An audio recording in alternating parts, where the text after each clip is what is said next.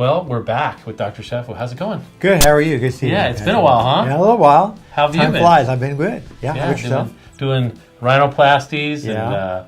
and breast augmentations and you name it, huh? Right. Cool sculpting, which we're going to talk about in a little bit. Yes. But you're still focusing on the hair restoration. How's it Yeah, going? it's really good, Patrick. You know, the issue is it's been a hard problem for men to find out what to do for hair restoration. There's been a lot of technology, but a lot of people don't understand the best types of technology out there. And what we found is that the NeoGraft technology is really superior. We don't see a scar in the donor area. Healing is very fast, recovery is quick. The thing about our practice that's unique is we have the top people that do this procedure that are trained by the actual company that developed the device. Okay. So the hair team that we have are actually certified by the company. They have to have special hands-on training. The technology has advanced to the point where it's very minimally invasive. We have better graft survival. The procedure is shorter, easier on the patient.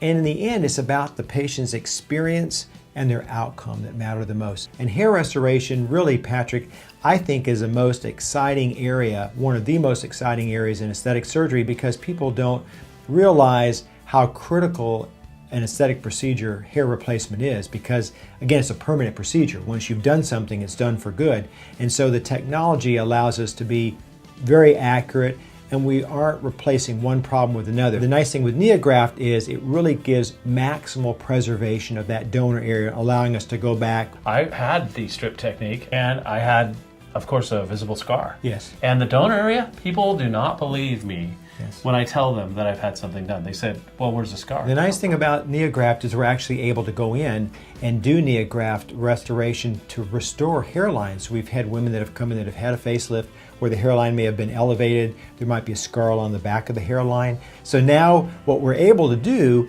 is this hair restoration surgery and naturally replant the hair to grow the way it would normally grow in the scalp. So basically, if you just look back in this area in here, and you just look at all the hair back here. That's where my previous scar was. Right. You can't really see any noticeable scar from the NeoGraft. And the Not at all. NeoGraft procedure basically involves this entire area back here where we harvest from. A strip procedure harvests hair from a limited area. And so when you make an incision for a strip procedure, you're taking out a portion of that scalp and you're bringing the scalp together, oftentimes under some tension, and it's that tension that causes the scar to be noticeable. It will oftentimes widen, and then you lose hair on either side of it. There's a lot of tension here when you move, and There that is. scar can start off very small, Yes. but over time it can actually expand. Absolutely. The other thing that I wanted to mention too, because you had mentioned to me about the survivability rate of the follicles themselves once Yes. they're removed, Yes. and the difference between having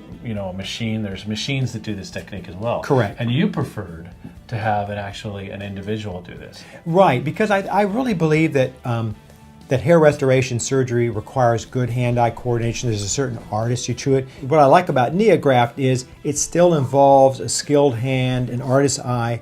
You're never going to really replace the human hand and eye and brain with a machine or a computer. Portions of that might become mechanized or computerized, but the overall process will always be patient-centered and physician-centered. And the nice thing is that when the grafts are harvested, they immediately go into a saline bath, a whirlpool bath, where they're kept nice and moist, and they will prevent desiccation or drying out. My personal feeling is that with a strip technique, you're taking out a large area of scalp.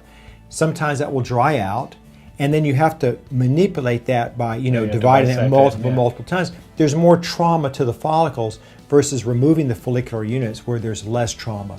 Right. And it's a pretty simple process. I know Yes. when I came in, it was a day-long process. I literally took no pain medication.